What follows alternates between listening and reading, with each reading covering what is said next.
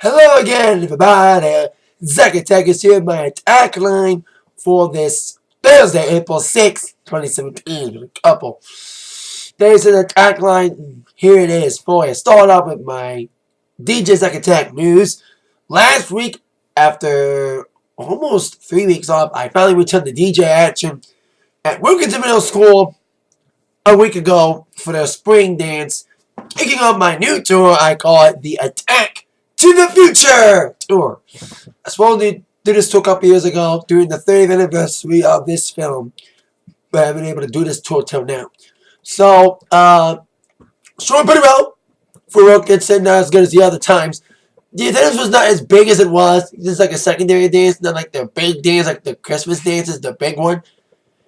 And the gangster songs came a lot. You know, that's what they want, really. But I think I should have made some changes, like put some songs forward in the show and put some more pop songs in there. At least break up the monotony of the gangster songs.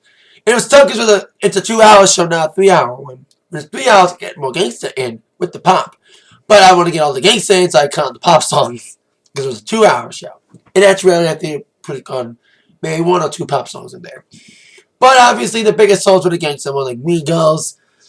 And the biggest one my brother told me to play, and he was right. It was First Day Out by T Grizzly. They got the loudest screams of the evening and the most sing-alongy. Besides, obviously, Juju and Beat all the line dances. It was still a fun show. Once the first hour got them going a little bit, but by the second hour, by the time we get to like 6:37ish, 6ish, by the time we get almost done with the show, they got rowdy again. So it's kind of cool. It's still a fun show to kick off this tour. Tomorrow's supposed to do a gig tomorrow for Tailgate for the Detroit Tigers opening day. Despite the fact the weather is shit. 50, windy, cold. Need I say more? There's still people going to go out because it's opening day, but still. We're going to have heaters in a tent and it's tailgate outside of a building. So they're going to keep us warm and stuff and avoid the wind, but still. The attendance may not be as good as it should be. But we saw with St. Baldrick's, people come out. So, see if the same happens here. Now on with your number ones. Some of your number one movie. Where after 2 weeks, Beauty and the Beast gets kicked off by another movie that is really animated, not a live action version of an animated movie.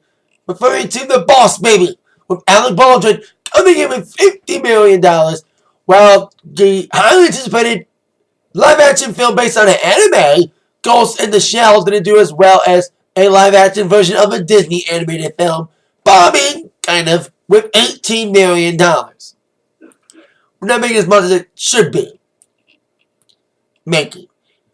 And with the Fast and the Furious 8 coming out next week, for this week, competition is not much, with Smurfs 3 coming out, and that movie with a bunch of legendary old actors, Morgan Freeman, Sir Michael Caine, and Alan Arkin, doing that Going in Style film that's coming out this week as well. So we'll see what movie leads, but knowing the anime movies have done well, with Boss Baby, I expect Smurfs 3 to reign supreme before the Fate of the Furious lands in theaters next week. Billboard number ones, we have Stills. Still number one album, second week in a row as expected last week. Drake's playlist album, More Life rules again, with 226 equivalent album sales ending last week, while Tremaine, the new album from Trey Songz, lands at number 3. Debuting there, so congrats for Trey for that big achievement. His last album was number 1, but at least, hey, if he can't be number 1, he can be number 3. And Real Rave is still number 1. As I mentioned, we now have a still number 1 album. Still number 1 single. 10 weeks. Non-consecutive. Ed Sheeran. He is now the 33rd song to be number 1 for double digits. 10 weeks. With, of course, Shape of You. So congrats to Ed and Drake for reigning supreme at number 1. on the albums and singles charts. Now, other news concerning award shows. One award show which announces its nominations, while one announces its winners. Let's get on to announce its nominations first. Mentioned about a week or two ago that the MTV Movie Awards has been expanded, as it'll now be the MTV Movie and TV Awards. Basically, the MTV's version of the Golden Globes, honoring both movies and TV. They announced the host, Adam Devine, for April 7th, but announced his nominations. Now, they have made some rules, saying that now they would have separate categories, obviously, for movies and TV. But another rule change sees actors in both mediums competing against one another for the same awards. And they've also broken down the gender wall with exclusive non-gendered categories, which means both males and females will go up for best performance. For instance,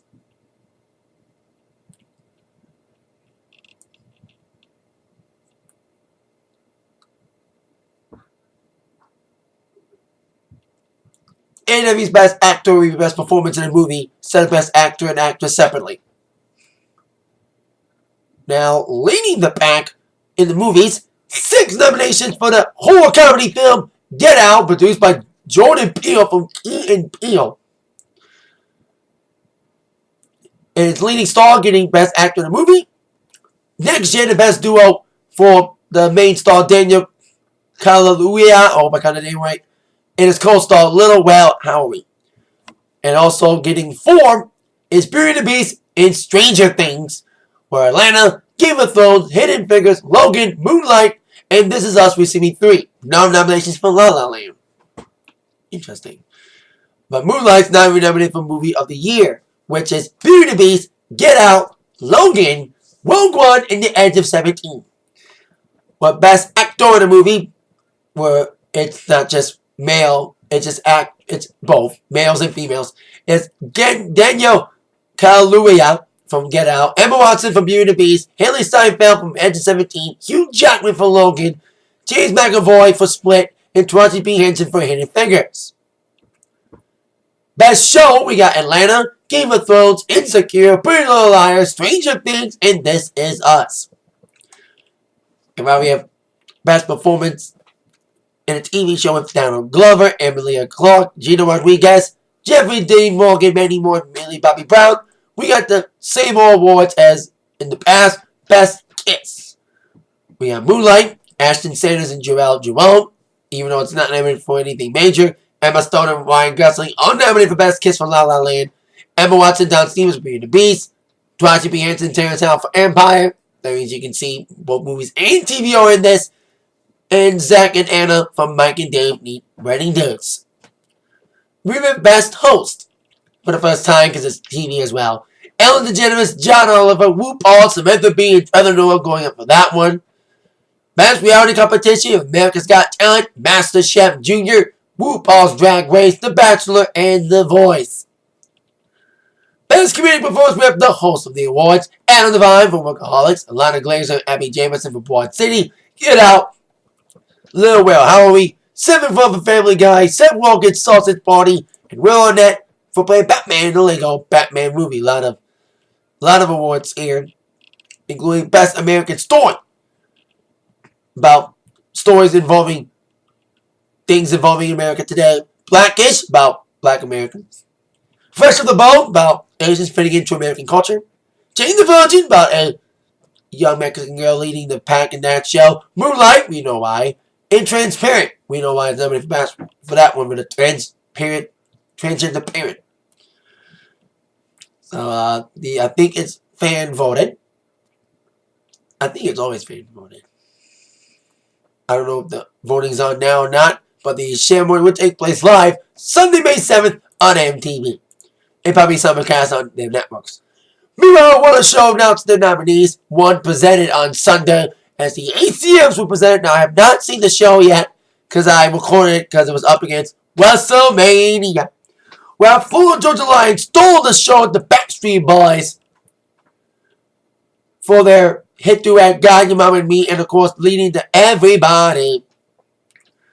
There were some upsets, including MGL losing Vocal Duo of the Year to the brothers Osborne.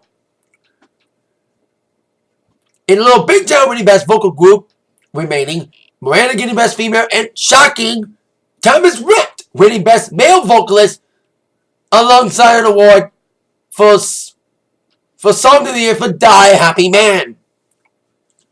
So big night for him, but Jason Aldean won Entertainer of the Year. And Miranda not only won Best Female, but Album of the Year again. This is her third Album of the Year victory. Or is it her fourth? But it's a third or fourth, whatever, for Weight of These Wings for double album. And this is the irony here. That the ACM Awards presented an award for Best Video to the CMAs. Forever Country. The video made for the 50th anniversary of the CMAs, winning an ACM Award. The oxymoron. FGL, even though they lost Best Group, Best Duo for the first time in years, they did win Best Vocal Event for Baby All with Tim McGraw, the duet with him for Vocal Event, and Single Record of the Year, they win Holy. It's interesting that it was presented off camera. While the Song of the Year was presented on air, but Single wasn't.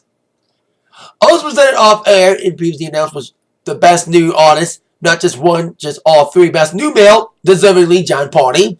Best New Female, deservedly as well, Maren Morris and Brothers Osborne winning Best New Vocal Duo.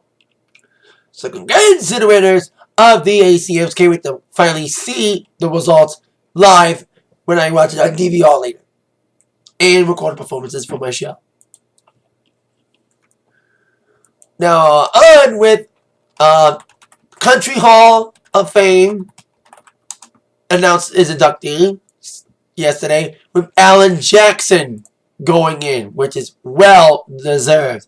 The Traditionalists came out in the late 80s with hit songs like Don't Want, The Jukebox, Chattahoochee, Living on Love, Gone Country, among many others in his illustrious career.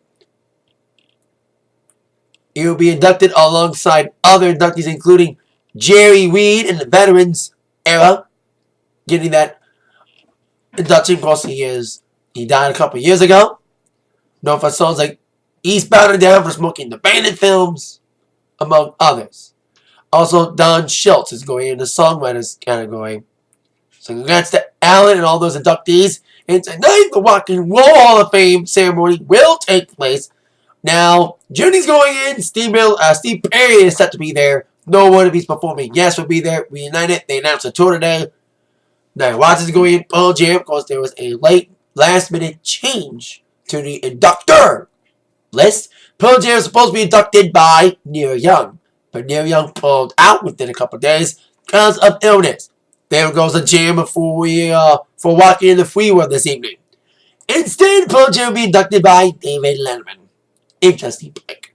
So there you go. Country Hall of Fame announces the inductees going in October. And of course, tonight is the Rock and Roll Hall of Fame ceremony, which will air on HBO April 29th. Now, speaking of the Rock and Roll Hall of Fame, illustrious members of that Hall of Fame are the Beatles. All four of them, besides Ringo, are inducted as a group and also inducted as solo artists. But you know what? I think Ringo's finally in. I'm sorry. Correct myself. Ringo is in solo. He finally got in solo. So, yeah, all of them are inducted as a group and solo. And this year's a big anniversary. A lot of albums celebrating anniversary this year. 30th anniversary of the Joshua Tree. And the 50th anniversary, cannot believe it, of what most call the greatest album of all time, Sgt. Pepper's Lonely Hearts Club Band. They've been teasing on social media about revealing details for an anniversary edition of the album. And it's coming out for the first time in the Beatles' history. One album's getting an extensive reissue. It'll be reissued in many configurations. The one-disc edition will feature the album remixed by the son of late Beatles producer Sir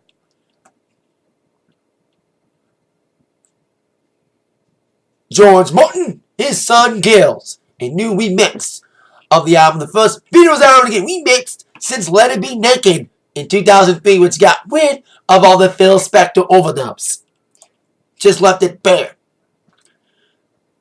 So Gales Martin's engineer Sam O'Call worked with an expert team of engineers and audio restoration specialists at Abbey Road. That's according to a press release.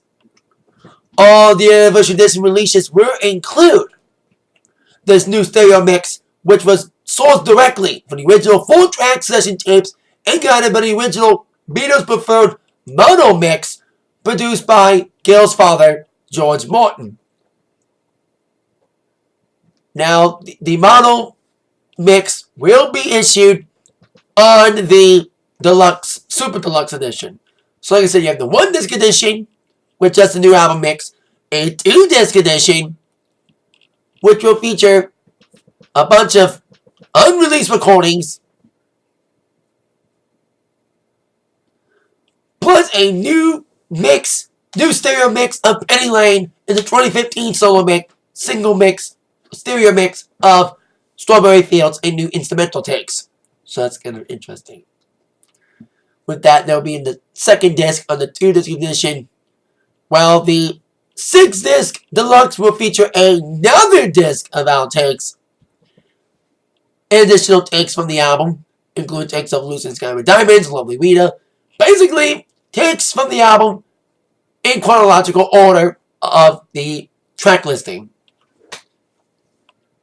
And like I said, there'll be a mono mix of the album, including mono mix of Penny Lane, among others. That'll be in the 6-disc edition. The final 2 discs of the 6-disc deluxe edition, besides a book, will include a DVD and Blu-ray, which will feature a brand new 5.1 audio mix of Sgt. Pepper's, plus Penny Lane and Strawberry Fields. Excuse me for a minute.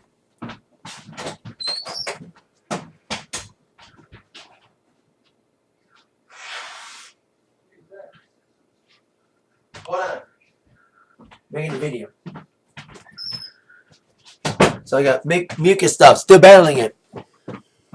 It also included a previously unreleased documentary, The Making of Sgt. Pepper's, made in 1992. So it'll be interesting to see how that unfolds with this deluxe edition. Now the release date is kind of close to the original release date of the album. It was June 1st, 1967, that this Grammy-winning album of the year was released. But the new reissue will be coming out 1 week before the anniversary, which will be May 26th. It's kind of weird not releasing it June 2nd. But there you go, a new reissue of Sgt. Pepper's on the way this May. And mind, and that is it for the Atakline. Thank you so much for watching. With that in mind, you've all been attacked by the news. From Zach, see you later. Have a nice weekend. Keep warm, especially here in Michigan. See ya. Bye-bye.